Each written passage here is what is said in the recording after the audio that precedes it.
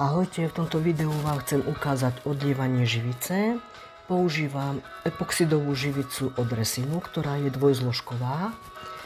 Každú zložku treba úplne presne odvážiť. Robím tak, že do jednej nádoby si dám tie dve zložky, premiešam dobre nejaké 3 minúty, prelejem do druhej nádoby, zase premiešam 3 minútky a pripravím si malé nádobky, do ktorých potom dávam farby. Teraz som sa rozhodla urobiť loďku, takže bielu farbu, hnedú farbu a nakoniec do tretej nádobky dávam čiernu farbu. No, všetko to dobre premiešam, silikonová forma loďka, idem dávať bielu farbu, hnedú a zase bielu, čiernu a nakoniec bielu.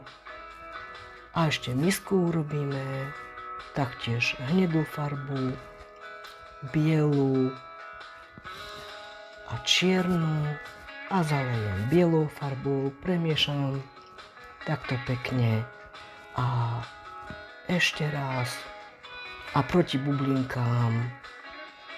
Aj to miešanie pomáha, ale aj takto zapaľovač. Nechám 48 hodín stáť a potom vyberám a kochám sa touto krásou.